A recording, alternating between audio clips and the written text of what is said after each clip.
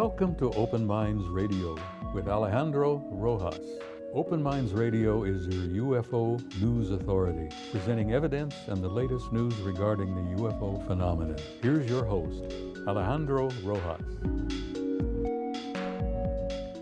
Bing, bong, bong, bong. Hello, it is I, Alejandro, and I am so happy to be back with you all today. And I am also happy to say that Jason has returned, and we have our news correspondent today. And so I'm very happy about that. First, I want to tell you about who we're talking to today, and that is a Mr. Grant Cameron, who is a good buddy, even though he can't say my name.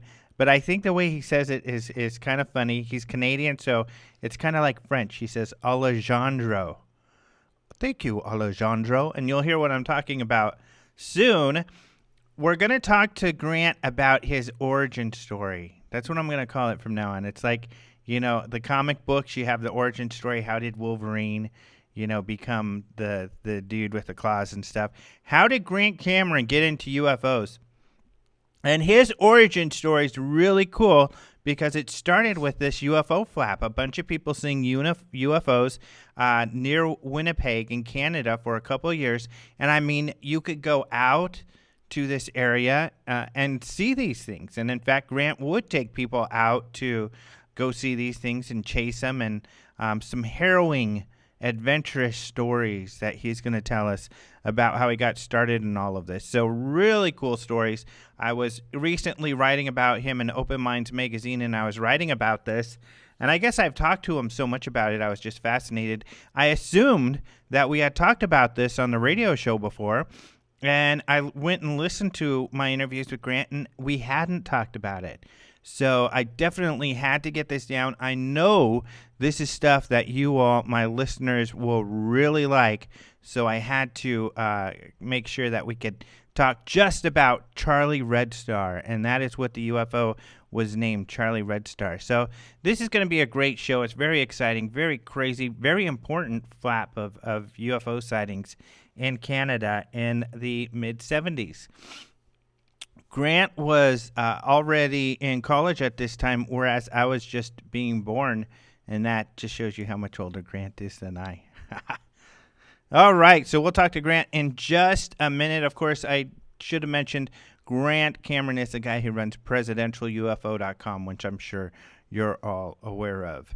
Well, we've recovered from the Congress, but the media hasn't, because stuff that happened at the Congress, such as the general and his UFO videos, hit the news like wildfire. But to talk more about the news, let's bring on our news correspondent, Jason McClellan. Woohoo! Da-da-da. How's it going, Alejandro? Good. How are you? Fantastic, sir. Great to be back this week. Great to have you back. I missed everyone last week. And, you know, you bring up a good point that I like to mention, and we talk about this sometimes, but with a lot of media still picking up on the Chilean general story, a lot of mainstream media tends to be, and I was talking with our colleague Maureen about this, I think last week, mainstream media seems to be 1 to 2 weeks behind in a lot of stories. Mm-hmm. I've noticed that. You know, they'll pick up on a story that happened a week or two ago, Right. and one of them will take it, and then that'll fuel this whole, second wave of news stories coming out about it. Mm-hmm. And we're seeing that a lot with the general story now, too. Yeah, which is good. At least it comes out. A good example of that. Well, you'll probably talk about a Nick Pope story that came out like a week ago. I won't talk about that, Well, so I'll go talk ahead. about it, yeah. And then, I think I already talked about it last week. I think you did. Actually. And then Lee Spiegel is writing about it on the Huffington Post today. Right. And so that gives it more life. Yep, that's right. And more people read about it. It gets picked up by additional sources. It's a good thing, but it's not exactly breaking news, which is unfortunate, but that's where we come in. That's right. Well, let's get into it, Alejandro. Greetings, everyone. This is your Open Minds News Brief for Monday, March 19th, 2012. Well, talking about a different Cameron from our guest today, David Cameron You and I were just Right. talking about this. British Prime Minister David Cameron paid a visit to the United States last week. Cameron was given the red carpet treatment on Tuesday when he arrived in the U.S. His three-day visit included a ride on Air Force One, taking in a March Madness basketball game and a hot dog with President Obama, and a swanky star-studded dinner at the White House. But where business was concerned, Cameron discussed the extradition treaty between his country and the U.S. that has caused more than a decade of grief for UK UFO hacker Gary McKinnon.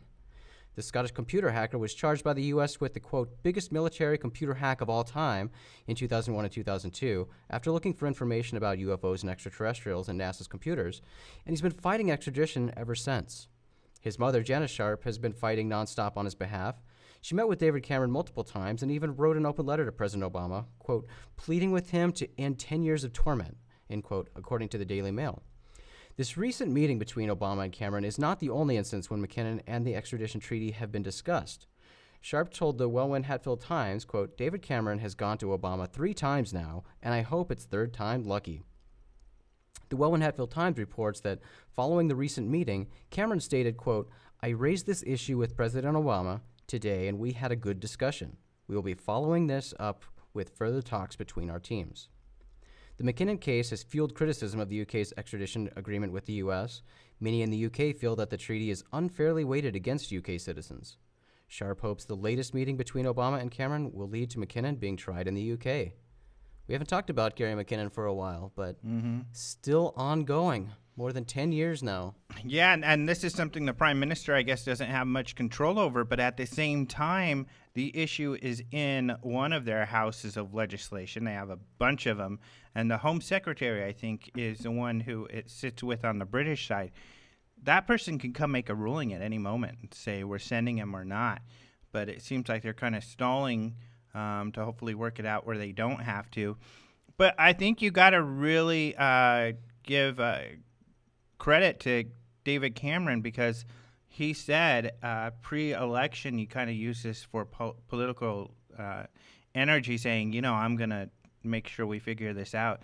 And he's been true to his word, you know, even on such a controversial subject. He has brought this up several times in his career with Obama and his administration.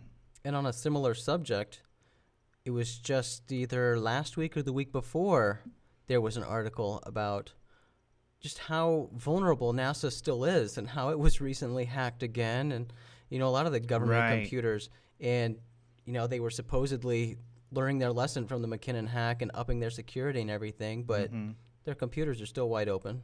Yeah. If there are any NASA scientists listening, don't make your login just login and your password simply password, because you may figure that you're being really smart, but that's actually easy to hack into a computer that way. But those are easy to remember. Those are my passwords. Uh-oh. Now your computer's getting hacked. I'm just kidding. Well, in other news, Hollywood loves the UFO extraterrestrial theme. We talk about this a lot. We actually devoted an entire magazine to Hollywood and UFOs. Right. But movie plots frequently include ET characters, and more times than not, these extraterrestrials are depicted as hostile towards humans. And that's a pet peeve of mine. Yeah. But 2 recent examples of this are the greatly hyped upcoming movies Prometheus and Battleship. These 2 examples typify Hollywood's favorite presentation of extraterrestrials. Although this cynical view of intelligent extraterrestrial life is likely flawed for a variety of reasons, Nick Sagan, son of famed astronomer Carl Sagan, explains the one issue he has with Hollywood's alien invasion flicks. The humans always win. According to Blaster.com, Nick Sagan thinks victory for humans against hostile extraterrestrials is unlikely. Sagan believes, quote, if they're advanced enough to cross the enormous distances of interstellar space, they're advanced enough to wipe us out without breaking whatever in their physiology passes for a sweat. Nick Sagan is one of many experts interviewed in a new 2-part series on the Science Channel called Alien Encounters. Part 1 of the series premiered on March 13th, and Part 2 airs tomorrow on Tuesday, March 20th. On the Science Channel, and it's part of their month-long series titled Are We Alone? And they've been doing this for the month of March, and it includes Pretty cool. a couple different series that are all part of this big series as a whole. But while I do kind of poke fun at Nick Sagan here for the overgeneralization, like most people do, that making assumptions. I mean, assumptions is really all we can do. But he's a really sharp guy, and he's really being more vocal about this subject. He is excited about, the search for extraterrestrial intelligence. And he's been a sci-fi author, and he actually, I didn't know this, but he actually wrote a couple episodes of Star Trek: The Next Generation. Oh, really? Yeah. Yeah, I mean, we could be hurting their feelings. There could have been a big craft of nice guys who came, and then, they got close enough to watch our movies and saw us, fighting with them and stuff, and they're like, man, they think we're a bunch of jerk-offs. Let's get out of here, They're like, ugh. Could have hurt their feelings, and they took off, and they're like, we were going to help you, but... I know, our TV probably upsets them, and, well, if they watch shows, with extraterrestrial characters like Alf, and some of the 80s shows, that could be offensive as well. But right. I know a lot of people, like to make this jump and say that, if extraterrestrials come here, that means they have technology to carry them through great distances of space, and that's assuming they're coming from far away. I still, there's still a possibility that there's intelligent life on the moon. I mean, right here, right next to us. Yeah. We don't know that. So assuming that, they're coming from far away, that's assumption number one. There's a lot of assumptions to be made, but Carl Sagan, his father, believed that, if they could create the technology to come over here, they must have resolved some of their social issues, and they would be more advanced socially as well, and so that they probably would be good guys. So... Well, and I like to turn the table and say, well, Michio Kaku says the same thing. What if we go to the moon and find intelligent life there? That doesn't mean that our technology is so superior, and that doesn't mean we've resolved all of our issues, because we certainly haven't. But we're talking vast distances. We are, but we don't have to. The moon, that's not too far. No, it's not. I could go there tomorrow. I could go there right now, Mikey. I would like to join you. Let's go. I am ready to go to the moon. There was a movie, though, where we didn't win recently. That kind of homemade movie, or it wasn't homemade. It was still... Apollo 18? No, the one that was kind of made... it was an alien invasion one, and where they made it in their apartment complex, and it was all shot... Skyline? Yeah. That one. Hopefully that's not a spoiler for anybody. I haven't seen it yet. I am so pissed off. You know. No. Well, in other news, and Alejandro, you mentioned this story last week in my absence, but a couple weeks ago we reported on a mysterious bright flash of light that occurred during a live television broadcast on Fox 10 in Phoenix, Arizona, right here in our home. On the morning of Thursday, March 8th, new information obtained last week provides a possible explanation for the strange flash of light. Following the incident, Fox 10 contacted local utility providers to see if they could provide an explanation for the light flash, but none of those companies could. But days later, a different story emerged. Local utility company Arizona Public Service, APS, confirmed on Monday, March 12th, that an electrical line breaker opened, causing the flash of light, and resulted in a temporary power outage in the area. Although Fox 10 contacted APS and specifically asked them about the incident the previous week, the station reports that APS simply did not realize there had been a breaker issue in the area until an employee of theirs came forward a couple weekends ago to report that he had been called out to the area to address an open breaker. According to Fox 10, quote, the lights were out for a few seconds, then they came back on. There was no damage to equipment, and no power lines had to be replaced. What do you think about that, Alejandro? Yeah, I can see that. I mean, it's, you've got some guy in a truck. He's working his shift. Somebody calls, he goes out there, he fills out a paper work order and turns it in. I mean, whoever they talk to isn't going to know about this work order that was filled out, especially if it's something mundane immediately. So I sounds totally logical. It is certainly likely. And you're right. APS, for those of you who don't know, is it's actually a very large company, and the people the media would talk to are just PR people. They're not necessarily plugged into their call system when people get called out to sites. Well, and unfortunately, I do that. There's some times where it's like my boss goes to a meeting and someone says, hey, what happened with this? And my boss is like, I don't know. It's rare. And then she comes back and says, do you guys know about this? And oh, I forgot to tell you. It's like sometimes there's breakdowns in communications, more than sometimes. But I found it was kind of interesting that they say there was no damage to any equipment. Nothing had to be replaced. I mean, I would think with a bright flash like that, there'd be like a fried breaker or something that would have to be replaced. Yeah, who knows? Something, that caused power to go out. I would think something got fried and had to be replaced. But their claim is nothing was damaged. So interesting. But yeah, it's probably the proper identification. Yeah. Well, and Alejandro, here's a story for you. More Hollywood stuff, but Michael Bay is a veteran E.T. themed filmmaker, widely known for his Transformers movie franchise. And for those of you who don't know, that's movies about robot extraterrestrials. He also produced the 2011 film I Am Number 4, about a group of teen extraterrestrials who flee to Earth to escape a pursuing predator. But while Bay's depiction of extraterrestrials has generally been better than the Hollywood norm, which I mentioned earlier, which is films involving extraterrestrials as hostile bad guys. And ugly. His latest ET-themed project is sure to upset more than a few people, even though it will feature benevolent extraterrestrials. The film to which I am referring is Bay's remake of the popular Teenage Mutant Ninja Turtles. So where did benevolent extraterrestrials fit into the plot of the well-established storyline of the Teenage Mutant Ninja Turtles? Well, quite confusingly, the Teenage Mutant Ninja Turtles themselves are the extraterrestrials. Oh. Bay made the announcement last week at Jazz at Lincoln Center in New York during Nickelodeon's annual Upfront presentation, where he treated audiences to an exclusive look at 3D storyboards for the upcoming live-action movie. And according to Gothamist, Bay provided the following statement about the movie. When you see this movie, kids are going to believe, one day, that these turtles actually do exist when we are done with this movie. These turtles are from an alien race, and they are going to be tough, edgy, funny, and completely lovable. By making the turtles extraterrestrial, Bay is completely rewriting the established origin of these characters. Their name is mutants. They mutated. It's right in the name. And as Entertainment Weekly nicely explains, for those of you who don't know, here's the origin of the Teenage Mutant Ninja Turtles. In the original mythology, 4 baby turtles fall into the sewer and come into contact with glowing radioactive ooze, which mutates them into 4 badass warriors. Bay's wild plot change is sure to upset diehard fans of the original storyline, but it's also another example of Hollywood catering to the public's insatiable interest in UFOs and extraterrestrials. Yeah. In a wild sort of way. Completely change this established plot line and make these characters extraterrestrials. Yeah. Interesting. I wonder if they'll remake you could do that with any movie. You could remake Steel Magnolias and the old lady who is instead an alien.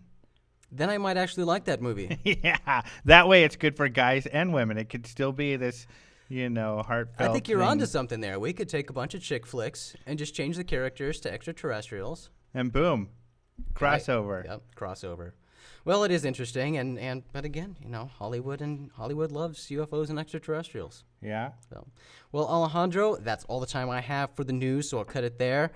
This has been your Open Minds UFO News Brief. Remember, you can check out all these stories and a lot more at our website, openminds.tv, your source for UFO-related news. I'm Jason McClellan, your Open Minds News correspondent, and you've been briefed. Back to you, Alejandro. All right. Thank you, Jason. You know what?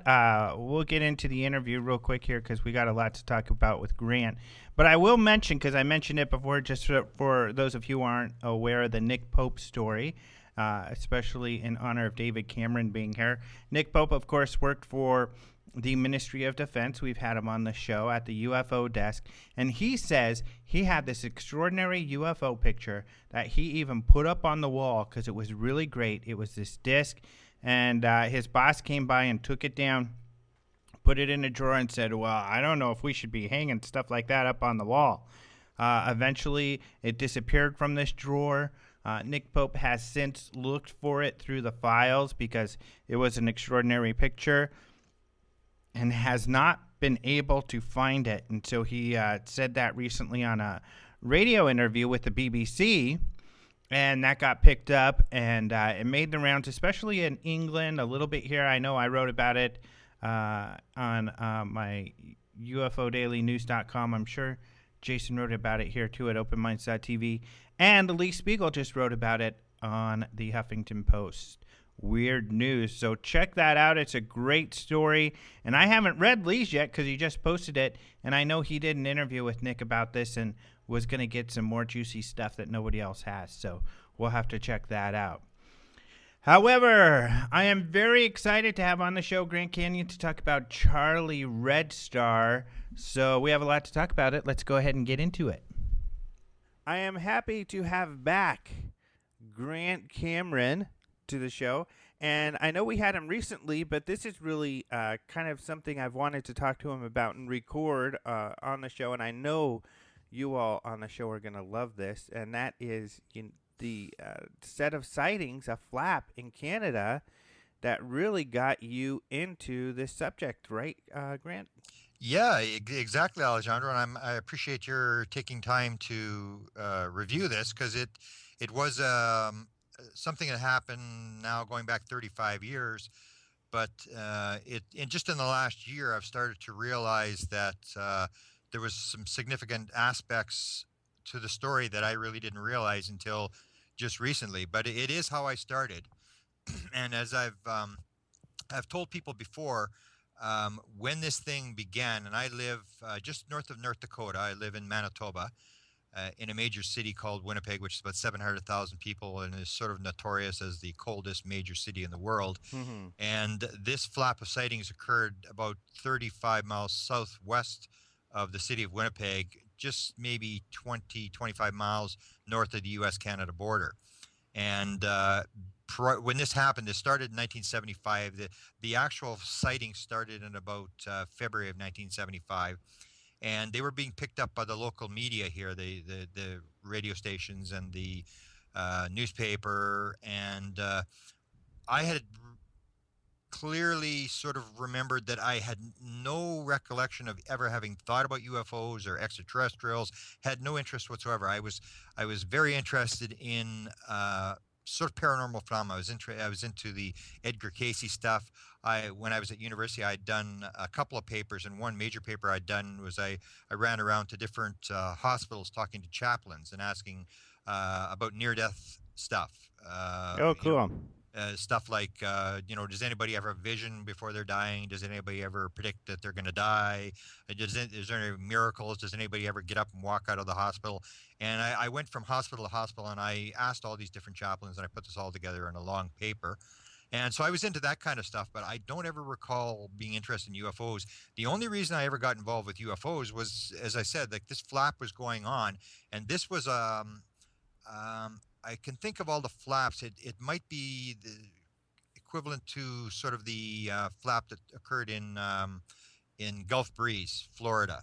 Other than that, I can't think of a flap that was as heavy and as long running as this one. It started in February of 1975. It ran very heavy all the way through that year in this town called Carmen. And then the next year, the number of sightings dropped sort of in half, but there's still quite a few. And the sightings were taking place then about 11 miles away from the town in a different town. And so these sightings were going, and basically it was almost every night. And so this was going across the media. And as I guess I was about 22 at the time, somewhere in there. And I was saying to my friends, we used to cruise around the city as young people do, nothing better to do. And we're just driving around in a car. And I said to my friend, who I still have breakfast with every week, Wow. I said to him, well, why don't we go out and see what everybody's looking at? Because this was in the news, and this was I think it was March, just about a month after, and this was all over the news. And we said, yeah, okay, but we never did go. And then in early May of 1975, the local TV stations were out there trying to get this thing on camera because it was there all the time. So the big Canadian Broadcasting Corporation was out there, but they weren't very popular because they were basically into the people interviews, and they'd come out there and they'd turn on the lights and they'd want to interview all these people because basically the countryside was just covered with people all out in this small town just trying to see this thing fly by. They'd read about it, they'd heard about it, so they were out there trying to see this thing. And of course, CBC would come and they'd turn the camera lights on and stuff, and people would get furious. Get out of here! What are you trying to do? We need because you'd lose your night vision. Mm-hmm. But CTV had gone out and had what J. Allen Hynek called the best nocturnal light film that had ever been taken at the time. And J. Allen Hynek had actually come to Winnipeg to lecture, and the one thing that he really wanted when he got here was this film that had been taken by the sort of the opposition to the government. It was the private, it was the CTV network, and they had sent their camera people out to try to photograph this thing. And the tour guide was a guy by the name of Bob Diemert. Now, Bob Diemert ran the airport. It was just a small airport, and he'd fix planes. And he was also notorious for having started the industry of vintage warplanes. He had recovered a Japanese Zero out of a jungle, and he had restored the plane, and he had sold it to the Canadian Air Museum in Ottawa.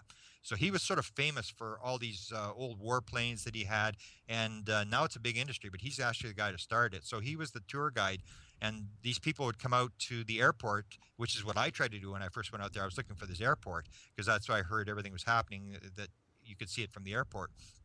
And so he had this CTV crew had gone out a couple of times, and they had seen it, but they weren't able to photograph it. And I interviewed all the people that were involved in this this film that was taken just before I got involved.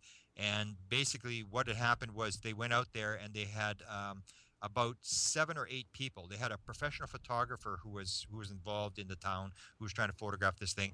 Then this camera crew. And then what happened was they didn't get anything, and they were booking overtime. They were going out and they were booking overtime for this. And the news producer had said, okay, I've had enough of this garbage. That's it. Nobody's going out again. If you people want to film this stupid UFO thing, you can go on your own time. So what had happened was a bunch of these guys had figured, no, we're going to get this thing on film.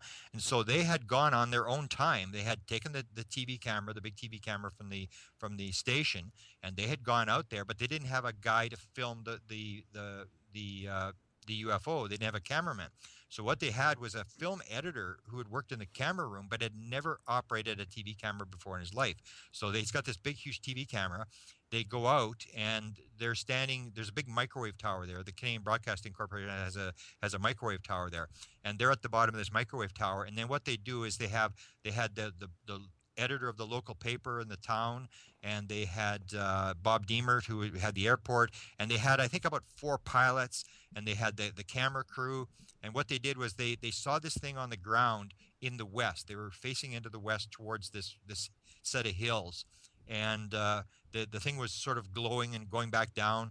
And so what they did is they sort of, if people understand, here we have what are called mile roads. So you have mile roads going north and south and east and west, and so you get this checkerboard effect if you look at it from the air. So they could tell exactly where they were. They would go up a mile down that road, and these roads are completely straight, that we would actually drive down these roads without lights on because they were perfectly straight. You wouldn't have to worry about turns and stuff like that, or hills or anything. And anyway, they had sent somebody north of the object that was on the ground, somebody south of the object on the ground, and the guy, this film editor, is standing at the microwave tower looking down the road at this object that seems to be fairly a few miles away. And the 2 groups go around this thing, and the one actually comes across and suddenly sees this thing on the ground. And the way he described the object, he said it looked like a movie screen, blood red movie screen, 50 feet high, sitting on an angle like a drive-in movie screen, and it wasn't touching the ground, and it was sitting behind this set of trees. They'd come out from a set of trees, like a windrow, and this thing was behind there. And then they were looking around to get their coordinates. There was certain the one guy was a pilot, and they were trying to figure out this microwave tower to figure out where they were at what mile road or how far they were away from the various towns around them. And when they looked back, the thing was gone, and they couldn't believe it. They were maybe, because I've got photographs in the book how far it was away. They were maybe a quarter of a mile off the road, and this thing was in this field. And they looked around and they couldn't see it. Now, meanwhile, the guy is filming at the other end, and he says, okay, the next time this thing glows up, it would go down and it would glow up. He said, the next time this thing glows up, I'm gonna shoot the camera. So he shoots the camera, and just as he does, this thing takes off, and it jumps up into the sky. And that's why the guys who are on the ground, who are actually on the ground where this thing is, suddenly look around and the thing is gone. And it's moved up about, some of the analysis said 4,000 feet. It had gone from, if you look at the film, it's being shot at, I think, 24 frames a second. And if you look at the film, it's on the bottom of the frame. The second frame, it's what we call a flash frame, which is in actually one of the Billy Meyer films. There's what's called a flash frame, where you see the entire horizon light up, and then in the third frame, this thing is at the top of the frame. And when we measured from the microwave tower where the guy told me the camera was to the field where they actually had radiation readings, they'd actually gone in with the Winnipeg Planetarium with Geiger counters and actually determined where this thing had been sitting on the ground. They had radiation readings and all sorts of stuff. It was 8 miles away from the camera. And this thing had jumped from the bottom of the frame to the top of the frame in 3 frames, and had left this flash frame where they'd lit up the entire horizon. And anyway, so then the thing starts going across he's filming, it's up in the air, and it starts going sort of slowly, very low from the ground, just slowly flying along, and it's pulsing this red, that's why they called it Charlie Redstar. It actually looked like it was alive. It was this weird sort of red pulsing object, and it sort of flew northeast around the north end of the town, and it was moving across, and he was filming with this big huge TV camera. And as he got to 12 o'clock and on looking directly north, he figured, I need to get a frame of reference. So he stopped the film, and the object flew through the camera, and then he followed it again. So they're all excited, and they go back to the TV thing.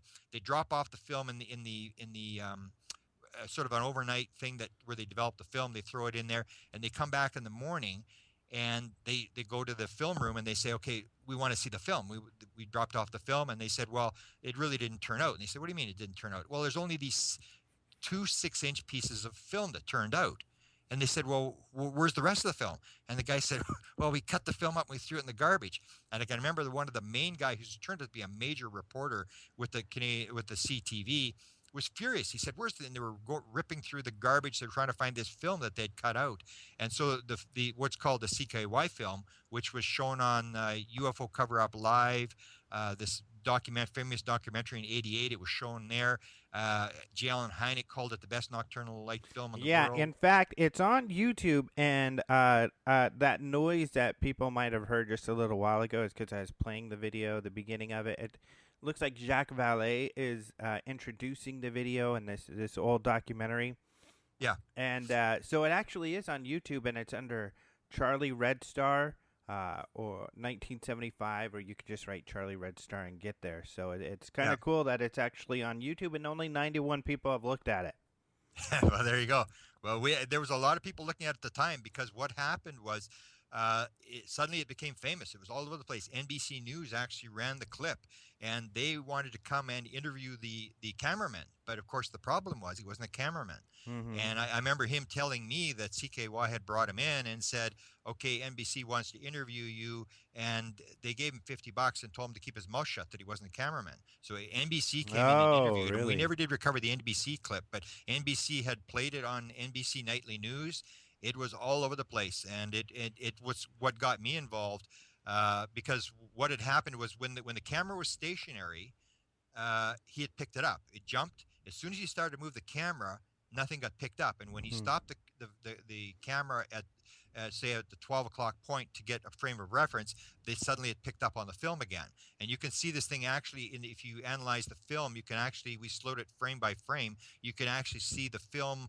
The object is actually moving up and down on a sort of a sine wave, and it's actually pulsing at certain parts of the flash of the wave. So we had done all this analysis, and they had done analysis, and all the guys were very upset, the guys that had filmed it, because they'd sort of been sort of shafted. But once this film was done, then I said to my friends, we were driving around the city again doing nothing, and I said, come on, there's this film, let's go see what these guys are looking at. So we drove out, and there was my friend who, as I said, I still have breakfast with him. That's what's really funny. I can think, I just imagine, you guys, these college kids, and with nothing to do, driving around town in your cars, looking for something to do. Yeah. So we go to the town, and it's a town of about 2,000 people. It's a farming community. It grows grain, and that's about it. I mean, they have a golf course, and they have a little tiny airport, but there's nothing in this town. I mean, absolutely nothing. So we go into the town, and of course, I mean, I hadn't, done astronomy or done anything. I had no idea what we were going to look for here. Mm-hmm. So we drove into town, and I'm looking around, and we're going like, well, what's everybody looking at? And we drove around, and we didn't see anything. And I'm pretty sure it was Venus was setting sort of in the western horizon. And we thought, well, that's kind of neat. But I mean, if that's what everybody's looking at, well, that's not very impressive. And I remember my friend saying, uh, he says, okay, we're going to drive out of town one more time. We'll drive into town, and if we don't see anything, that's it. And we'd all agreed. The other guy in the back seats, yeah, that's fine. A- That's it. We've had it with And this. Is a bunch of nonsense. by this time, you had seen the video on the news? I had seen the video, yeah. Okay. And so we're driving into town. This is after an hour of driving around, seeing really nothing that was out of the ordinary. And it was, and I always explain to people how important it is when it comes to actually seeing something that is really a UFO, not something that's sort of a light in the sky or something. That there are people, if you haven't seen a UFO, you can either believe or disbelieve, but that's all you can do. And belief and disbelief, it really has no relevance to reality. When we were looking, we were saying, well, is this what they're looking at? What they're looking at? When we came in, we're coming into town. The last time we were about a mile out of town.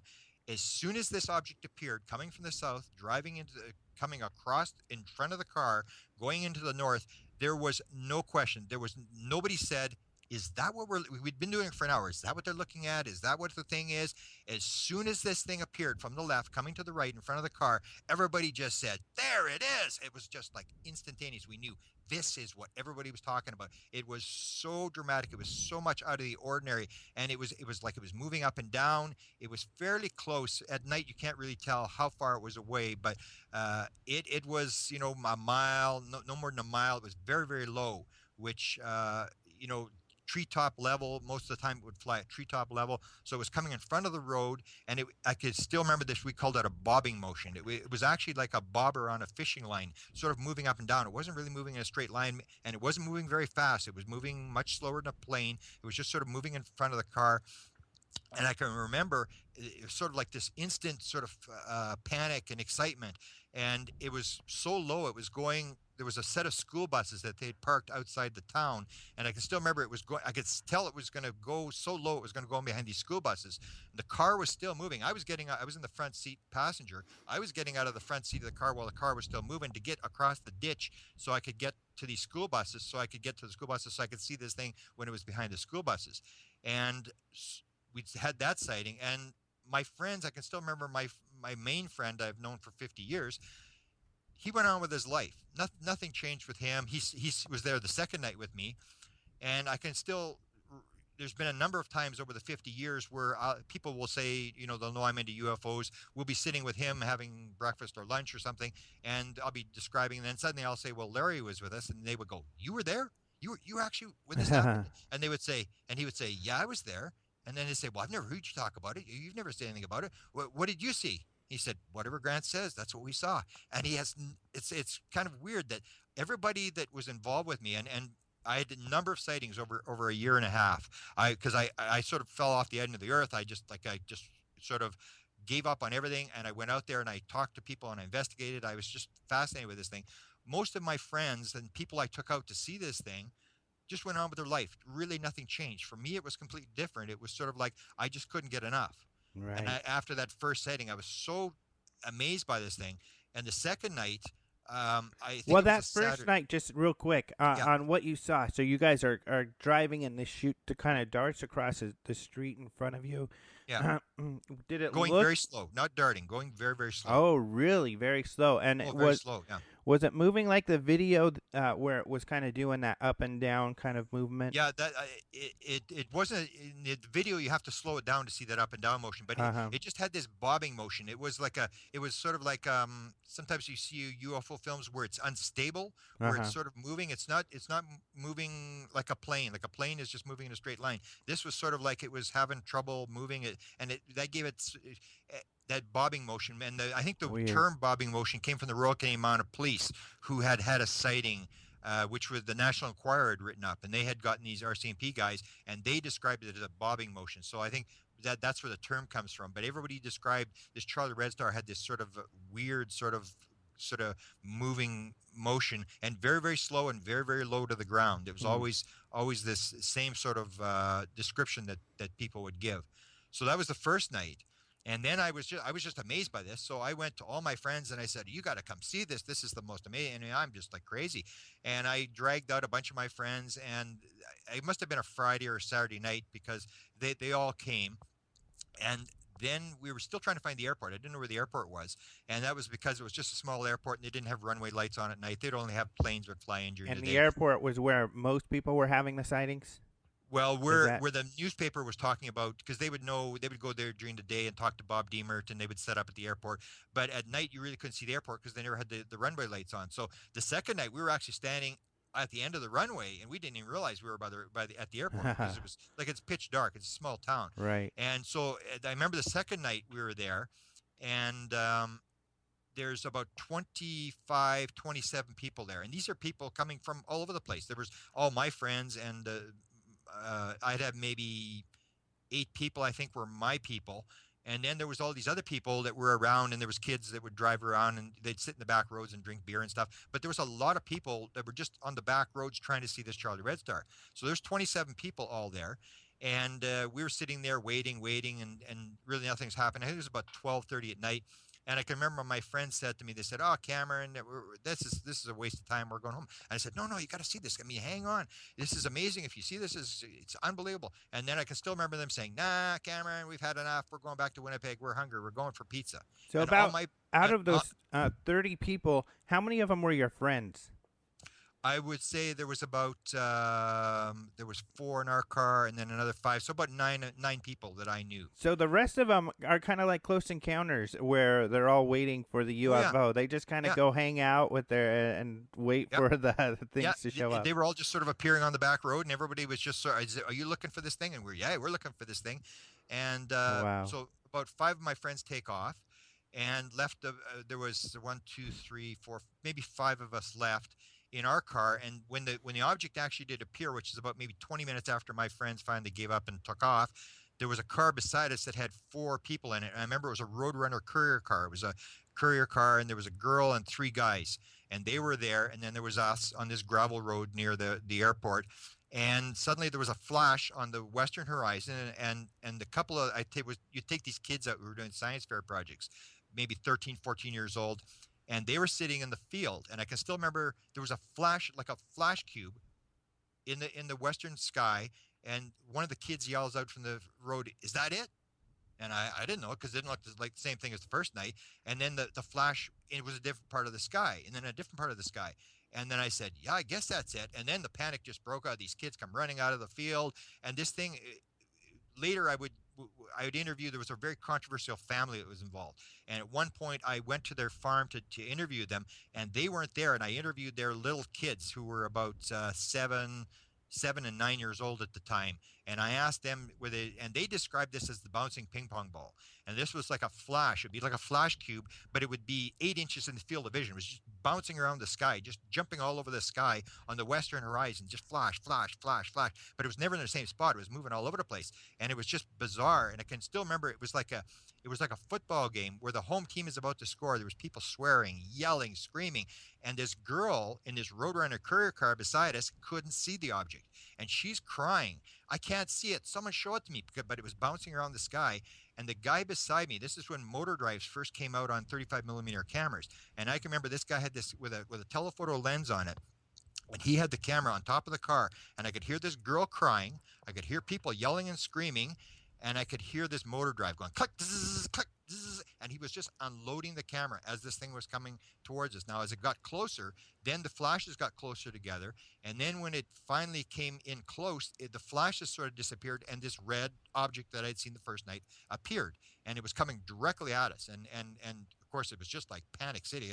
These people were just total excitement, and it was coming at us, and I could remember it was sort of moving, and it sort of hesitated, and it was sort of on an angle. You couldn't really see the shape of it because of the red glow was so intense, but you could tell it was longer than it was high, and it had this green glow on the back of it. And all I could think to myself was, these are people from another planet flying by Carmen. What the heck are they doing here? It just didn't make any sense, because to me it was just evident that this was just this weird thing, and I'd always seen it as sort of extraterrestrial. And I'm thinking to myself, like, they're driving around burning gas. Like, what are they doing? Because they didn't seem to be doing anything, and they just sort of started to move, and they were moving around the north side of town, the same as the first night. It was moving into the northeast, and I can remember the people in the car next to us just said, "We're going to chase it," and they jumped in their car, And off they went, and I can remember the gravel was flying, and down the road they went after this because it moves very, very slow. They need to And they make a movie about this.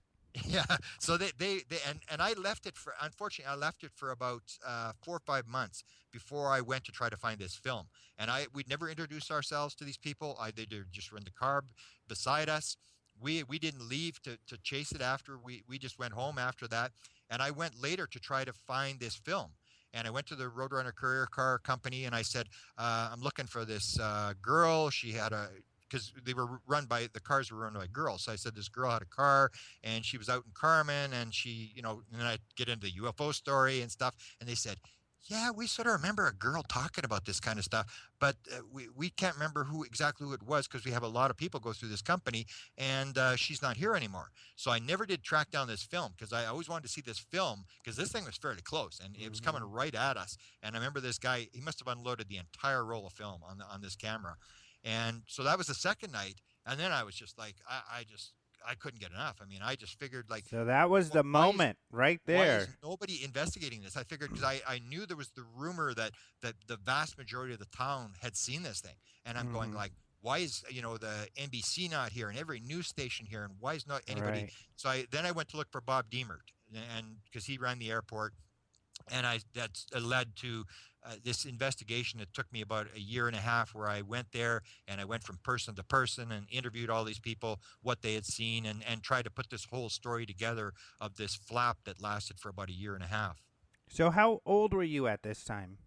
I think I was about 22 at the time. It was 75, 21 when it first started, when I had first had the sighting. And I was going to university at the time, and I continued my courses, but I really decreased. I just, university, I was having a hard time trying to figure out what the heck am I going to do with this nonsense. It all seemed like just a waste of time. And when I saw this, it was like, wow, this is what we got to be working on. So I just basically spent a lot of time. Just every second day I'd travel out there, and I had a lot of sightings.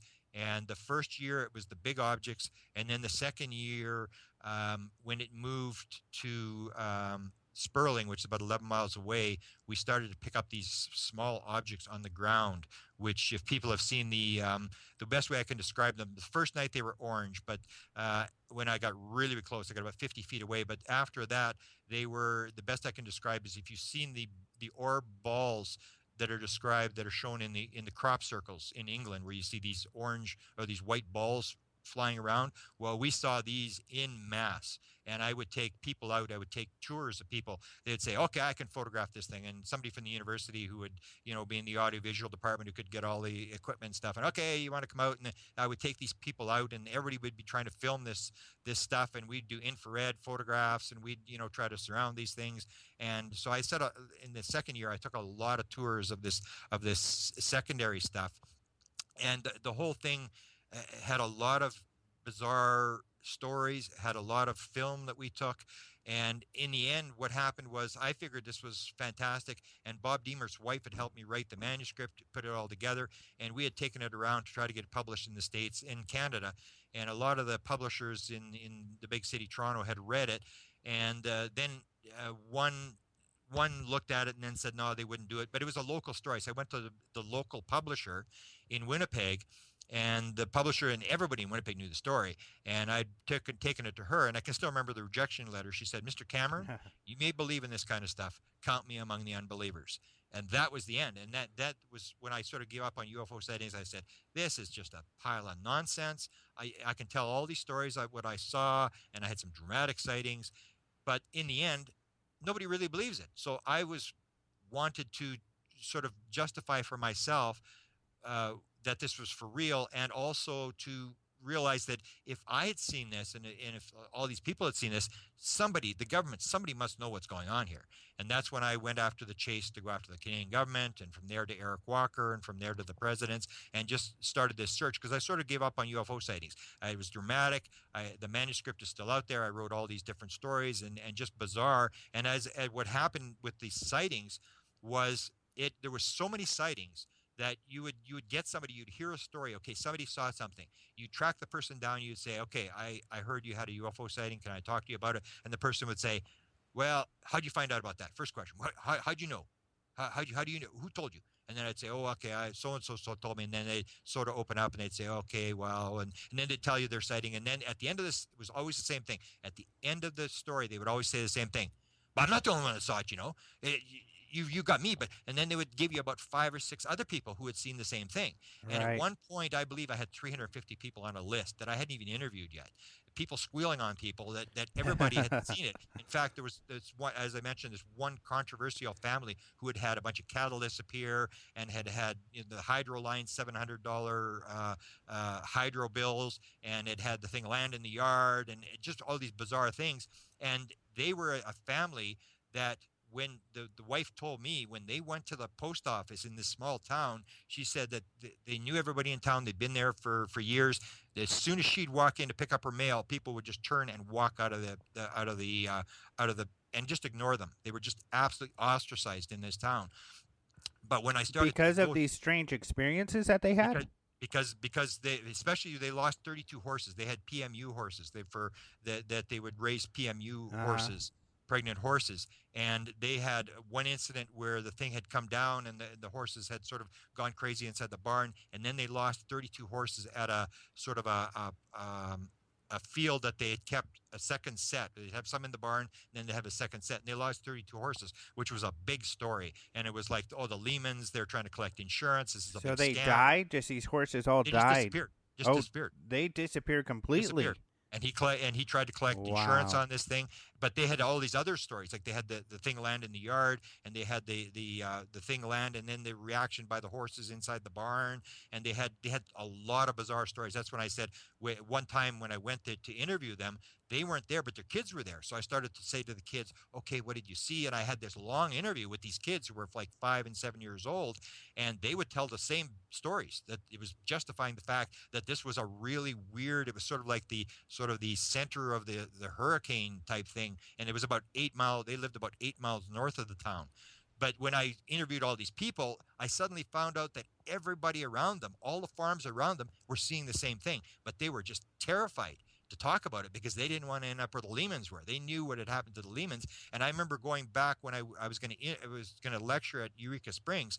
This is only about 5 years ago. I'm going to lecture. I go back and I'm just taking photographs. So I go to the Lehman farm, and I want to take a photograph of the barn where this description of the horses sort of stampeding inside the barn, and the object lighting up the barn and all this sort of stuff. And I'm standing at the back along our road, and suddenly there's a truck coming out of the farm, and this guy is just, what are you doing? What are you doing? What are you doing? And he's just demanding. And I said, well, I explained, he was a younger guy, and I said, well, I'm taking pictures, and I explained the UFO thing, and he said, oh, he says, I was 1 year old at the time. And I remember he was in a crib when I would interview the parents. This guy was in a crib, and he told me he was 1 year old when this happened. And when he went through school, he said he was just absolutely ridiculed by kids. Wow. And he was 1 year old when this thing happened. And here's this guy years later coming to me to sort of think I'm trying to, break into the farm or something. And it's this kid who was 1 year old when I was being interviewed. But this was the type of thing that for example, when I lectured at the high school, I went to the Carmen High School and I lectured there, and I would always do a poll, and I would send out, put a questionnaire. How many people have seen a UFO in the last 2 years? How many people have seen a 747 in person? Not a picture of a 747. This is back in the 70s. And I'd have all these different questions. And when I did the Carmen High School, the number of people who claimed to have seen a UFO in the last 2 years was 59%. In most places, it was like 11 or 14%. But in certain towns, you could tell where the towns were. I would do even like grade 4, 5, and 6 kids, or different ages. And I did all the schools. In the poll, you could basically see where the flap was. That if it wasn't a flap area, that you would have 14% people, but in Carmen it was 59%. So there was a lot of people that seen it. And then the bizarre thing was, you had this. All of that's bizarre. Yeah, you have this whole thing going on, and then in late 75, it basically stops in Carmen and it moves to this town beside there. And I always described it as if the CIA had taken the drugs out of the water. This town had no sightings. Suddenly, they have 59% of the high school claims they've seen this thing. People are all reporting this thing, and then it stops. I go back. As I said, I'm lecturing at Eureka Springs back in 2005, 2006. I go back. I talked to Bob Deemer. I said, Bob, how many sightings did you have back in the Carmen time? And he said, I don't know, maybe 150. And I had about 100. He had 150. So he had the most sightings. He was there all the time. All these people. He taking people out at night and stuff like that. And I said, how many sightings have you had since 1976? And he said, oh, well, and just starts describing this sighting. And all of a sudden he says, freeway. And I said, freeway? What are we talking freeway? And he said, well, I was going through Phoenix. And I said, no, Bob, how many in your Carmen, Manitoba since 1976, how many UFO sightings have you had? And he said, none. So he had 150 in 1975. 1976 till 2005 hasn't had a single sighting, and the town has. I can't think of a sighting in that town since then. Right. And as I said, it was like the CIA taking the drugs out of the water. It just went away. One quick question: the Lehman family. Yeah. So people must have thought that they were lying about their horses to get insurance. Yeah. Do you believe them? Do you believe their horses disappeared? Yes. Mm-hmm. Yes. Absolutely. I mean, they may have been stolen, but they definitely were. They definitely were missing. And then when I talked to him about it, was the area where it happened was about 20 miles north, which was at a town called Portage la Prairie, where there was an Air Force base, small Air Force base. Mm-hmm. And this was near there. And he would describe to me this daylight sighting that he had of this object before the horses disappeared in this field where he would he'd take these other horses out there, and then they'd move back to the barn. They said these two sections about 20 miles apart where they would have this. So he had this, but he had all these other just really weird stories of the thing flying over top of the house, landing on the yard. It was just like the Twilight Zone. This one family having just like a lot of people would have sightings. They'd see the Charlie Redstar flying around or something like that. But these people had just weird sightings, just bizarre, close encounter type stuff. And that's what sort of separated them from everybody else. And everybody really didn't want, especially when this horse story broke. It was like, this is too much. I mean, it was like, because they were getting written up in the paper about the landing in the yard, stuff like that. Did they see entities? They saw what she described to me. She could see somebody walking around like it was lit up. She could see, but she couldn't see what they actually were. She could see some sort of beings or some sort of something moving around the bottom of the craft on the one time that it landed in the back field behind the house. But they basically never talked after that. I talked to them, and the son had arranged for me. I wanted to re-interview them 30 years later, and they never did contact me. It was quite apparent that they didn't want this to be revisited. And even in the town, if you go to the town, I would say the vast majority of the people of the town, the young people, probably don't even remember this type of stuff. It was very heavy at the time, but it was a story that sort of faded away. And because there was never a book published, it was never promoted. The stories just sort of died. Like my son goes there to golf all the time, and he talks to people, and a lot of people sort of faintly recall that something happened back in the 70s, but nothing really major. And that sort of led me to, this whole going from town to town, categorizing all the stuff, getting into these what we call ground lights, and what the Canadian government guy that I talked to called monitors, and a whole new series of bizarre things where, the one experience where I got so close I was going to jump on the thing. And I was now we do need to get into your experiences, especially a couple of them. This one where you saw something and you were going to jump on it, and then the other one where you were with the kids and it flew over your car. Yeah. I want to talk about those. Okay. Is this a good time? Yep. Okay. So as I said, the first year, the big ones are flying around Carmen. Then it seems to move to Sperling, Manitoba, and there's a couple of people there. 30 years later, as a guy comes with these abduction experiences, and I said to him, they put in contact because I had done the sightings, and he had these weird experiences. And I just said to him, my first question at Sperling, I said, as I said, there's these mile roads, and I said, well, where did you live from Sperling? And he's describing these basically what it sounded like abduction experiences. And so I said, well, where were you? And he said, west. And I said, well, how far west? He said, 2 miles over. And we were on the 2nd mile road. So he was on the north side of the highway. We were on the south side of the highway heading towards the U.S. border. So these mile roads run north and south, like towards the border. And so I had a friend of mine, and we're trying to photograph, and he's one of these guys. He's got all the camera equipment, and we're standing on the edge of Sperling, and it's like just before dusk, just after it gets dark. That's when sometimes you get some pretty good sightings. So it's just that we're waiting at dusk. We're on this corner on the highway, and nothing's really coming. We don't see anything, whatever. And it gets dark, and I look around, and I said, Jim, what's all these orange lights? And it looked like farm lights, because there's a town, and this town's maybe 300 people. And then other than that, there's nothing. And as I've described to you before, it is the flattest part of the world. I mean, it's just absolutely flat, and there are no trees. If you've seen the film of the infrared photographs we take of these balls on the ground, you'll see on the left-hand side, you'll see a tree. Well, we know exactly where that tree is, because there's only one tree on the whole. It used to be a farm there, so there's one tree. There's nothing. It's as green, and so we're standing there, and we're looking, and there's these lights which look like farm lights, except they're as orange as oranges. They're absolutely orange. And I'm saying, this is weird. So nothing's flying over. So I said, well, let's go down, let's go south, and let's see what these orange lights are. Let's see what's going on. So we drive down a sort of a road going east-west, and we're crossing mile roads going north-south towards the U.S. border. So we cross the first mile road. I look down, there's nothing there. And we go to the second mile road, and we look down the second mile road, and this big orange ball is sitting right in the middle of the road.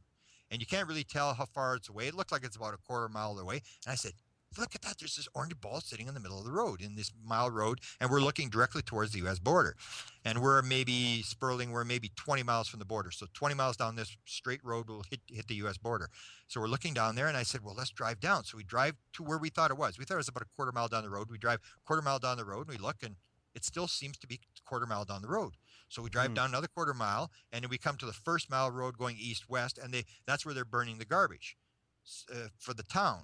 And so we look, and well, no, the garbage is on our right-hand side, this fire, but the object's still in the middle of the road. So we go down, and we're gradually going farther and farther down this road, and we get 8 mile roads south towards the U.S. border. So we're there, and then it's April, I think it was April the 1st or March the 30th, 1976. And because it's so flat, as soon as the snow melts, it floods all the fields, and all you have is the roads. So there may be only 3 inches of water in the fields, but it's so flat that it just spreads all over everywhere. So we're looking, and the fields all around us, it looks like a huge lake around us, and just this road. We're on this road, and they have a drainage ditch which drains the water off these farm fields, and it's just a slight incline, a wooden bridge that goes over, and then they have this drainage thing that'll drain the water from the fields. So we get down 8 mile roads, and this orange ball is sitting on top of the bridge, and now you can see it because you've got a vantage point. You've got the bridge, you've got the wood and all this sort of stuff, and you can actually see where it is. Now you know exactly how far it's away.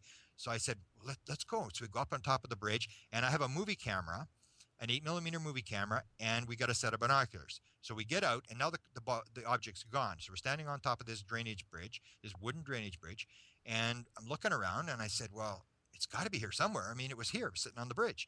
And I said, well, it's not south. We look down the road. It's not south. So it must be under the bridge. So we're looking under the bridge, and we're trying to see under the bridge, and we got flashlights and stuff. Couldn't see anything. So we get back in the car. We continue south towards the U.S. border. We go down the other side of the incline, down maybe a quarter mile south of the bridge. I look back, and I said, Jim, it's back at the bridge again. And I said, come on, let's go back to the bridge. It's got to be this. So we drive up on the bridge, and of course the thing's gone again. And I said, it's got to be under the bridge. It's got to be hiding under the bridge here. It's turned its light out or whatever it's doing, and it's under the bridge. So there was snow, and the water was so high underneath the bridge that you really couldn't look under the bridge. So, but we're trying to look under the bridge and hang off these snow piles on the side of the bridge, and we couldn't see it. Get back in the car. Now we're heading north. We're heading away from the U.S. border now. We go down the incline. We're heading north. Looking north, we get about a quarter mile, and I turn around, and I said, Jim, it's back at the bridge.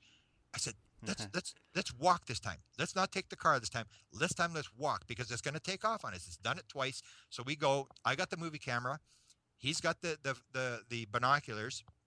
And so we start to walk. And what I do, and I still got this film. I got 3-minute films, and it's one of these 3 films. And I've developed it, but I've never had it analyzed or filmed. And this is the film I'm taking. I figure it's going to take off. So I take 7 steps, and I take 3 seconds of film. 7 steps, 3 seconds of film. 7 steps, 3 seconds of film. The next thing I know, we're at the bridge, and this thing is there. And I'm like close. I'm at the bottom of the incline of the bridge, and I can still remember today. And you'll see when people describe UFO sightings, I can sort of tell whether it's a legitimate UFO sighting if they describe this one thing, and we called it a dead light. People will describe a brilliant object that's there, and it's so bright you can't look at it, but it's not casting light anywhere, that it doesn't light anything up. And this is what this was. And I can still remember to this day, that's the main thing I remember about this ball, this orange ball sitting on the right-hand side of the bridge, and it's about 1 or 2 inches away from the wooden railings on the side of the bridge. And it is so bright that with the binoculars, you really can't look at it. And we're very, very close. And I can still remember it was just casting this sort of an orange glow on the wooden railings. And I'm thinking, this thing is so bright. Why is it not lighting up this bridge? It was just so weird. It was this brilliant, but we called it a dead light. It was like a light inside a bag, very, very bright light inside a bag where the light isn't cast off. So I said to Jim, I said, I'm going to jump on it. And he says, you're going to jump on it? I said, yeah. And they was so close. I said, it's going to take off. It's going to go under the bridge. And before it gets under the bridge, I'm going to hit it. I'm going to touch it. And I realized, because we had the Michalak case, which we knew about, that Stephen Michalak had happened on the other side of Winnipeg. This is this famous case where this object lands and this prospector is there and he sticks his head in and the door is open and he's yelling in there and the door closes and it turns and he gets burned. So everybody in Winnipeg knew this UFO story about this guy that got badly burned. So I realized that when I hit this thing, I may get burned or whatever, but I was so close that I was determined. It was like, I had to touch it to believe it. And so I said, I'm going to jump on it. And then he says, well, hang on. He's got the binoculars. I got the movie camera. And he says, hang on. He says, I think there's one sitting on top of the car. So I turned around to look into the north, and it looked like the sun coming up. It was orange. It looked like the sun coming up in the north and was sitting on top of the car, this sort of a half circle of orange, like a ball, but only half of it. And this orange smoke hanging down the side of the car. And I go, it's sitting there right on top of the car. And so I started to run. Like I took the binoculars. I gave him the camera. I took the binoculars. That's when I saw it was sitting on top of the car. And I started to run. And as soon as I took about 3 steps, then I suddenly realized that we'd been had. And I turned around. Sure enough, the one at the bridge was gone. Then by the time we got back, we were running towards the car, and it was about a quarter mile. We're running towards the car. The thing moved onto the front hood, and then it looked like the inside of the car was on fire. You could see it through the back and through the front window.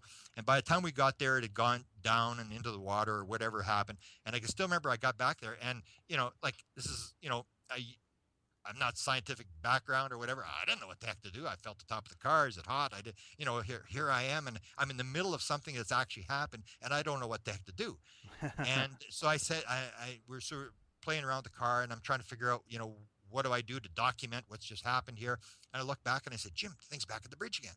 I said, come on, let's go back to the bridge. And he says, no, I don't want to go back. And I said, come on, we got close. I want to touch this thing. I want to jump on this thing. And he said, no, I don't want to go. And I said, well, and it was his car. So what am I going to do? We got in the car and we went home.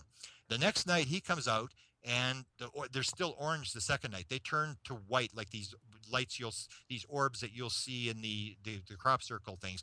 But the first couple of nights when the water was on the ground, they were orange. So the second night he comes out with his buddy, and they're chasing down these mile roads with the lights off, 60, 70 miles an hour, trying to catch these orange balls. And I can still remember him with his buddy, and we had our car, but he was chasing these things, trying to catch these things. And then I remember I saw him 20 years later, and it's the only experience I've ever had in ufology. If you see a UFO, you don't doubt. If somebody hasn't seen, they can be skeptical, and it really doesn't bother me. I remember I went back to the main library in Winnipeg, and I met him outside the library, and he said, well, how you doing? And I said, oh, fine. And he said, well, what are you doing? I said, I'm just going to get some books. He said, are you still in that UFO thing? And I said, yeah, I am. And he said, yeah, you always were the gullible type. And I said, gullible? And I swore at him. I said, you were the guy that wouldn't go back. No, I don't want to go to the bridge. I want to go home. And I said, I can't believe you're saying this. And he was just sort of backing away. And I was furious, because it was the only time in my life when somebody who had actually seen something would play the skeptic. But the problem was that he had become the public relations officer for $1 billion corporation here in Manitoba. And now it was like I'm the big big shot guy. I'm a public relations guy, and but it was just weird. And I was saying, you were so scared. You know darn well what we saw. What do you mean?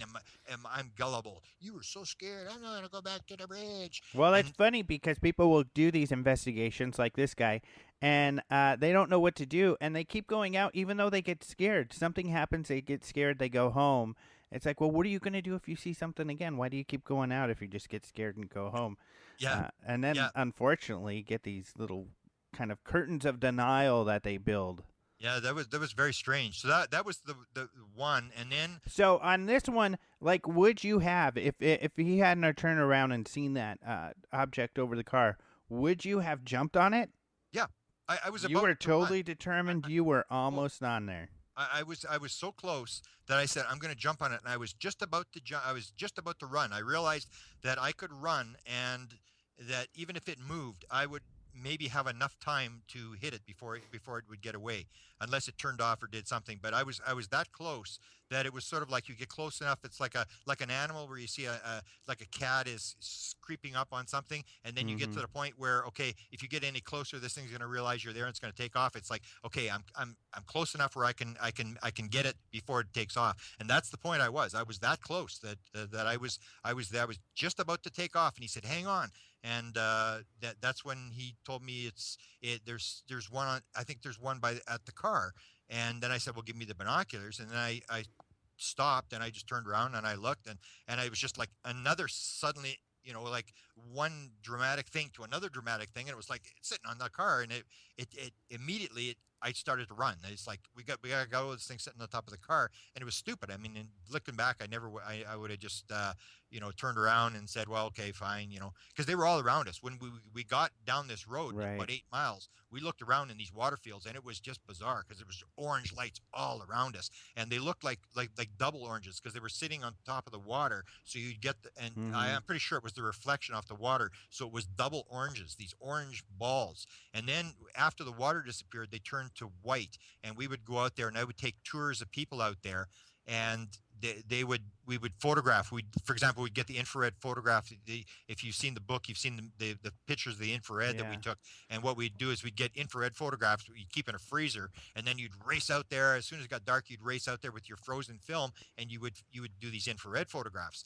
And people would say, okay, let's surround it. And I'd say, we've done this. We'd do things like we'd drive down the road, and we'd push the thing back down the road, and then I'd jump out of the car, and I'd roll into the ditch, and the car would keep going, and you'd push it down 2 miles, and then they'd come back down the road, and the thing wouldn't come back down, follow the car back. You'd get in the car, and you'd take off, and the thing would follow you down. It was like it was always one step ahead of us. And so I would take tours out there, and people would say, okay, let's surround it. And I'd say, no, I don't want to surround it. You can't surround it. We've tried to surround it. We did all these different things. And I would say there's probably 100 people that I took out on various tours where they would all say the same thing. It's a light at the end of the road. I said, okay, it's a light at the end of the road. The horizon, it's completely flat. The horizon will be 6 miles at a 6-foot level. How long do you think it's going to take the car to get here? And they'd say, okay, it'll take about 3 minutes, 5 minutes. Okay, let's sit here and wait. After 5 minutes, you say, you still think it's a car? It's still there. It's still not moving. They say, oh, it's a car going from right to left. Well, then why is it just sitting on the road? So you'd go through these sort of mental exercises with everybody that would come out, and then they'd say, okay, let's go down the next mile road over, and we'll come in behind it, and we'll get it between us. And I'd say, we've tried that, it doesn't work. And we try all these different experiments, and at the end I got so frustrated that I'd say, well, let's go and look at the lights on the we called it little Charlie Redstar, little Charlie. We look at little Charlie, and I'd say, okay, here's a map. You go down this Highway 3, you turn at 205, you go to the second mile road, you turn right at the second mile road, and you go down that mile road, and it'll be there. I don't want to go. I have no interest in going out there anymore. And you guys can go and surround it and jump on it and shoot it. And people are doing all sorts of stupid stuff trying to get this thing. And people with these huge infrared, not infrared, but telephoto lenses that you would be shooting along the road, but you'd get so much heat coming off the road that you couldn't see anything. So nothing was really working. And we saw it at 40 below, because it gets 40 below here. I saw it at 40 below, saw it at like 100 above. I saw it in pouring rain, in snow. It was always there. And then we started to see them all over. We'd see the same sort of balls of light all around the countryside, and we could tell because of this dead light that if you looked at a car with binoculars, you could see the actual light coming off the lights. And these things, it would be like a dead light. There would be no light coming off it. So we did these different things, and then I had the second dramatic experience. How did real quick? How did the film turn out? It turned out, but as I said, I've never really had it analyzed. I remember I took it to one of the big lecture theaters at the University of Manitoba, and set it up in the camera and screened it on one of the big lecture theaters. And it was an orange ball, and it was moving around. But in terms of actually analyzing it, a lot of people are kind of surprised that I've had this film for 35 years, that I was like, 50 feet or 75 feet away, and has never really been analyzed or transferred to digital and stuff. But I've never been a technical type of person. So I've still got the film. I got these 3 canisters of film, 3, like these 8mm with 3 minutes each, these little blue things. And I've got 3 of them. And one of that is that film that was taken that night. And I can still remember, it was just sort of, it was bouncing around on the film, because is close, you're holding an 8mm, and you're standing there as tight as you can hold that camera. You're not on a tripod, and you're going to get movement because it's this orange ball in a completely black environment, and so you get this movement. But other than that, I've never really done anything and analyzed the film. But we as I said, we started about a quarter mile, and this film, every 7 steps all the way up till we're right at the bottom of the bridge shooting at this object. And I've still got the film, and it's still sitting. It's been sitting in my drawer for 35 years. So that was one. And then the second dramatic one was one that later, when I interviewed one of the witnesses, is a kid who was doing a science fair project. I interviewed him. He had actually become sort of an aeronautical engineer, and he'd gone to Europe, and I hadn't seen him. And he came back, and I was shoveling my mother's driveway, and he lives down the street. So he said to me, "Oh, are you still UFOs?" I said, "Yeah." I said, "Remember that sighting we had?" And I said, "Brian, don't say another thing. I've never talked to you about this in 35 years. I want to get you on camera." And I went and I filmed him, and I said, "Tell me the story of what happened this night." And this is the second incident I'm going to describe to you. I would take these kids out, and I'd take all sorts of people, and they'd want to see stuff. And I remember the one kid was sitting in the front seat. It was my best friend, the guy I've known 50 years. It was his brother, and his brother was way younger than him. And he ended up working for the mayor of Winnipeg. And he's sitting there taking notes, and I've still got the notes. And we're driving around the countryside, and we're seeing these triangles of lights flying around. And he's taking notes, and there's balls, these small little Charlies on the ground and stuff, and we're sort of analyzing this.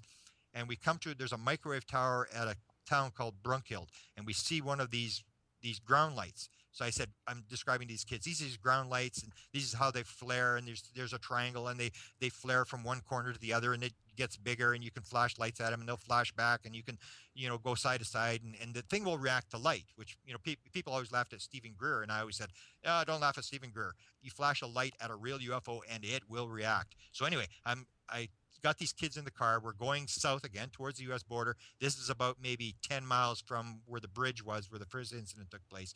We're heading down there, and we go about 6 miles, and we come to sort of a provincial road, going across a gravel road, and we sort of stop there because the road is actually disappearing. There's really not a road. It's sort of, now it's just sort of a trail through a field, and I didn't want to get stuck. It was kind of wet. So I stopped on this side road, this provincial road, and I told the kids, I said, come on, I'll show you. And I took one kid at a time, and I took this kid that I interviewed, and ended up becoming like an aeronautical engineer. I take him out, and I said, watch this. And this light is there, and there's always 2 lights, and the one will react to the flashlight. So I flash the light 3 times, and this thing sort of pulses back 3 times. I take the light side to side, and this thing floats like people describe, and we saw this back then, like a leaf. It's flying back and forth like a leaf, side to side on the road. And this kid's going, oh, this is neat. And then up and down, I take the thing, and the thing goes up and down, and the other one sits on the side of the road. It's much dimmer. It's sitting on the side of the road. And I go back to the car, and I take his brother, who I've never really talked to about since this incident occurred 35 years ago. I take his brother out, and I said, come on, I'll show you this. And I'm sitting there, and I flash the light at this thing 3 times, and the thing starts to whistle. It's like a Morse code, but a whistling noise. Bzz, bzz, bzz. And I'm going, what the heck? This thing's making noise. And I'm thinking to myself, I've seen the thing. I've been 50 feet away. I know it's not very big. I know there's nobody in this thing. Therefore, we're bugging this thing with a light, and it's something up above is picking this thing up and it's reacting. And so I sort of like panic sort of set in, and I looked up, and on the American border, right on the right hand side of this thing is this huge arc welding light on the horizon. And I go, oh no, I've gotten this thing all mad. Now we're in trouble. And I just flashed at it, and I said to the kid, we better go back to the car. And so we walked back about 50 feet to the car. He gets in the back seat, and the kids are all jumping and they're screaming and they're happy and they're like, this is great, and this thing's going. And they described to me that when it went over the object on the ground, that a blue beam of light went down from the big object to the thing. I wasn't really looking, because I can describe it clearly as the scariest moment of my life. It was absolutely terrifying. It was like, we used to chase this thing. As we said, we drive down these mallet roads, we chase these things with our lights off, and then suddenly this time it had turned around. Now it's chasing us, and it was like instantaneous, absolute horror, panic, unbelievable. I can't even describe it. And so it went along the southern horizon. We're facing east. It's going parallel to us along the southern horizon, and it makes the turn. And then the panic really set in, because it makes the turn, and it starts coming down the road, and it's coming right at us, this arc welding light. And the kids I can remember them in the back, and they're yelling and screaming, here it comes, it's coming closer. And they're all yelling, and I'm panicking. I don't know what to do. So this arc welding light, was the light going between two objects as it came towards you, or you just saw this length of arc welding type of light coming right at you? Yeah, it had been started in the south. We were looking out. I'm looking out the passenger window because we're facing east, and it had gone along the horizon, but it had made this turn, and then it made the turn, and it started coming directly towards us. So it's like one point of light, one intense huge light, but then it turns into this huge triangle of light. It has two red lights on the front and a green light on the back, and I can't tell whether the lights were so big that I can't really tell whether it was three objects or whether it was three lights on an object. I still think it was three lights on an object, but then it turns to this triangle, and it's coming down, and we'd seen triangles, and we actually got a photograph of one of the triangles earlier. So we'd seen the triangles earlier, and it didn't surprise us that it was a triangle. So this triangle is coming right at us, and it's really, really low. And all I can remember was these kids yelling and screaming and all excited that here it comes, it's coming closer. And I'm just petrified. And I said, give me my binoculars, and they were in the back seat. So I took my binoculars, and I can still remember I'm sitting in the driver's seat, and this thing's coming right at us, and I'm looking up, and I put the binoculars against the inside of the glass because my hands were shaking so bad I couldn't hold the binoculars still. And I looked up, and as it got closest, right above the car, all I could see in the field of vision in the binoculars from one end to the other, it took the entire field of vision. It was massive. I mean, it was, and the lights appeared to me like 5-10 feet across, and it was just the whole field of vision was these three objects above me. And I was so panicked, I really couldn't tell whether it was like three objects or three. I thought it was three lights on the same object, and it appeared to sort of be on an angle with its back end hanging down. It was sort of tilted up. That's my impression, although it's just an impression I had. And it sat there, and then it sort of moved, it sort of slipped to the left a bit. It was there. I can't remember how long it was, which later made me think, well, maybe there was an abduction experience, because there was some missing time there, and I can't really tell whether the time was missing, but it was just weird because as soon as it slipped to the side, the fear absolutely went away. It was gone. Absolutely. Nothing there. It was like I went from absolute panic to, in 1 second, less than 1 second, to nothing. It was gone. It was, and that's where I thought it was like I remember Bob Pratt from the National Enquirer and I had gone after one pilot who described thing coming in front of the plane and the engine going off, and him describing this thing as being like a film. And this was the same thing to me. It was like a sort of a film where you took the film and then suddenly you cut the film and it's frozen, and then you start the film again. That's what it was like. And the panic just instantly disappeared, and it sort of moved and it started moving towards this microwave tower in the sort of the north, and it was heading towards the microwave tower, and you can see these lights, and now the panic is gone. I'm watching this thing, and all of a sudden in behind me there's all lights and there's flashing and stuff like this, and I realized there's the RCMP is right behind me, and this is the Royal Canadian Mounted Police, and somehow they come up in behind me without their lights on or something, and we're in the middle of this road. So Wow. that you can still see this triangle flying away, and the Royal Canadian Mounted Police is like the FBI in the States. It's a federal police force. So they had gotten caught. Two of their people had been caught early in the sightings in Carmen, and they had described seeing this object. Yes, and it looked like it had a black X on it, and these guys were transferred out right away. So it was sort of like the RCMP. They're not going to talk to anybody. They may be seeing stuff going on, but only the one set of officers talk. So these kids are there, and this guy comes and he's getting out of his car, and I said, watch this, I'm going to get to this guy, because I knew that they didn't want to talk about this. So the guy comes, and I roll down my window. He sticks his flashlight. He says, okay, what's going on here? What are you guys doing? And I said, you see that object there? And I just pointed, and this triangle is still very clear. It was only maybe 2 minutes after this incident had occurred. This triangle is flying towards the northeast, and he looks, and there's this 2 red and a green light, very clear, and it's flying quietly off to the northeast. And he said, yeah, I see it. And I said, well, we're looking at these lights down at the end of the road. I didn't say anything more. And he said, what do you mean lights at the end of the road? And I said, well, turn off your lights and I'll show you. So he goes back to his car, and the kids, now they're excited. They're all just bouncing around. And I said, we're going to take him and show him. So we get out of the car. He turns his lights off. We go there, and I take the flashlight, and there's nothing. It's pitch black in the south, in the road. There's things gone when you need it. It's gone, eh? So I take the light, and I take the light up and down, and all of a sudden this sort of white light appears, and it goes up, goes back down again, and I take it from side to side, and this thing goes back and forth like a leaf back and forth across the road, and you can see this guy's looking. The kids are all bouncing around. They're all excited, and then I flash it, and the thing sort of flashes back, and he says, it's probably just a couple of guys down at the end of the road having a beer. And I said, well, we've been chasing it for six miles. And I guess suddenly it occurred to him, because I'd been written up in the paper as wanting to jump on one of these objects just down the road.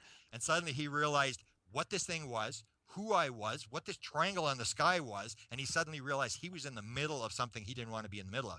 So he says, okay, I guess I'll see you guys. And he starts to walk, and he's walking towards the car. And I says to the kids, I says, get his license plate number. And the guy starts to run to his car, and he jumps in his car, the gravel's flying, and these kids have got this flashlight, and they're running down the road after this federal police officer and they got the guy's license plate number. And I figured out which detachment he was from, and I was going to go interview this guy, and I was going to say, okay, we were out on the road that night, you came up to us, what happened, what did you see, and get this guy on the record. And I figured, nah, I gave up. I just figured I better leave the guy alone. But here we had an actual witness to the triangle and to this object on the ground.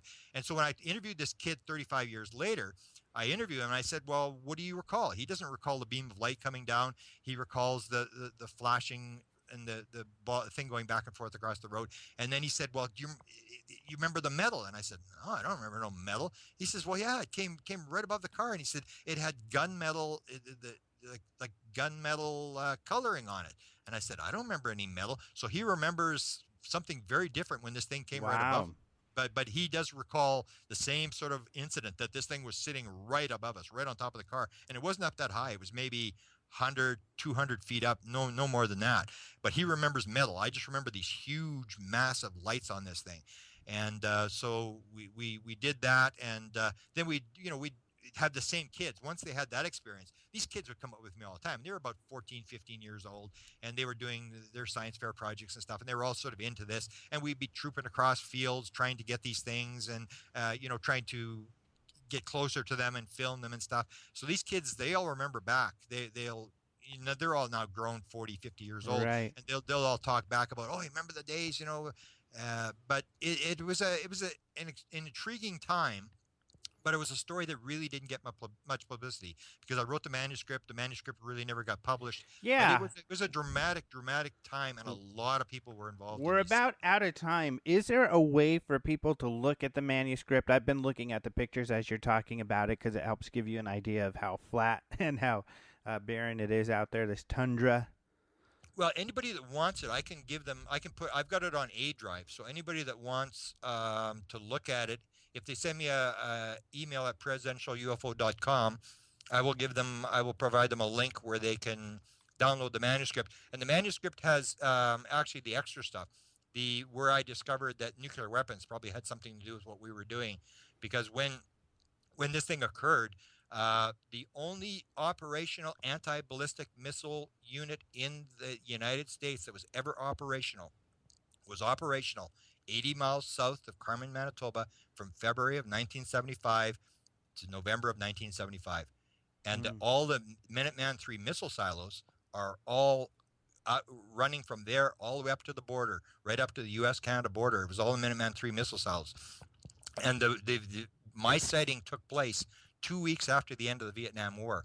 And what I think happened was that all the missiles went on alert. The Americans didn't know what was going to happen, whether South Korea was going to fall, the Philippines, it was a domino theory, communism was going to take over the world. We just lost Vietnam. And so all the missiles are put on alert. They don't know what the Russians are going to do next. It's a real standoff. Everybody's scared, and the UFOs picked up the fact that all these missiles were on alert, and that's why they ended up on our side of the border. And when I talked to Bob Deemer, that's what he said to me. He said, "I told you why they were here. They were coming from the States. We told you. We were up in the hills. We watched them come from the States." And so anybody that wants it, it's quite an intriguing end. And when did it all end? It ended, well, the main Carmen stuff ended at the end of 75, but by the summer of 76, it had all ended, and there's been no sightings in either town since. It's interesting. It reminds me of the Hesdelin lights or like the Brown Mountain lights. And, of course, it brings to mind the Skinwalker Ranch, the stuff that happened to the Layman. So very incredible story. So I'm so happy that you were able to come and share this story because I think it's really important. And I don't know if you've done many interviews just talking about that, but I think people need to know about it. Yeah. Well, hopefully your book gets published. Yeah, I appreciate your getting into it because it was an important part of my life, and it was when you see the massive numbers of sightings, it was one of the biggest flaps ever anywhere. Because in fact, the National Enquirer at one point was going to do a story, and they were going to call it UFO Capital of the World.